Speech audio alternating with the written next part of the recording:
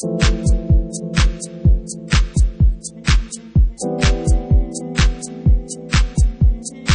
soir, on voit véritablement la vie en rose au centre Sheraton de Montréal parce que près de 1000 personnes sont réunies pour l'événement dans le jardin. Le but de la soirée est simple, amasser des fonds via un encan silencieux pour la Fondation du cancer du sein du Québec. Dans le jardin, c'est l'événement signature de la Fondation. C'est le premier événement qu'on a fait il y a 19 ans, en fait, au Jardin botanique. Alors, c'est la 19e année et on a plus de 1000 personnes qui se regroupent ensemble. On vient célébrer le printemps, l'arrivée du beau temps, mais en même temps, penser à toutes ces milliers de femmes au Québec qui sont affectées par le cancer du sein. Nathalie, ce soir, il s'agit d'un encan silencieux et d'un tirage aussi. Donc, parlez-moi de votre technique pour amasser des fonds. Alors, d'abord, c'est de trouver des partenaires avec qui on peut faire la soirée. Il nous faut un paquet de volontaires, bénévoles, collaborateurs qui vendent des billets. Alors, qui nous permettent d'avoir 1000 personnes ici qui viennent et qui paient leurs billets pour venir.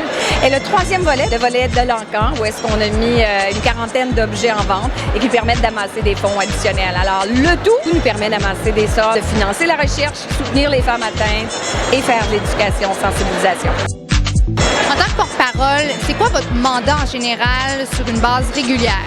Je suis là pour présenter les événements corporatifs, les événements de la Fondation, comme celui-ci, comme la course à la vie CIBC.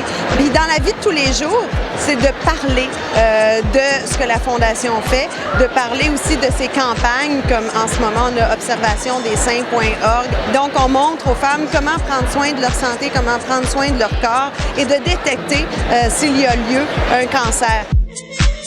Les hommes, est-ce qu'ils commencent à être davantage sensibilisés? Vous êtes un homme, qu'est-ce que vous pensez de tout ça? Bien, je pense que les hommes le sont, parce que comme je disais, il y a une femme sur 9, il y a 10 % des cancers du sein qui sont des hommes, et c'est pas connu. Il y a des hommes qui ont aussi le cancer du sein. Mais l'homme est frappé par le cancer. Il est frappé quand sa femme a le cancer, quand sa mère a le cancer. Je pense que les hommes sont très touchés et sont de plus en plus impliqués dans cette cause-là. Lever des fonds est absolument primordial parce que c'est ce qui nous permet, par exemple, avec la recherche, d'arriver avec un taux de survie aujourd'hui qui est 88 %. Alors, c'est bon. On essaie d'inciter les femmes à passer à l'action, de connaître leurs seins, de les regarder régulièrement, de connaître toutes les bosses et tout ce qui fait que notre sein à nous est le nôtre pour que si jamais, un jour, on est affecté, on puisse le déceler plus tôt et sauver notre vie.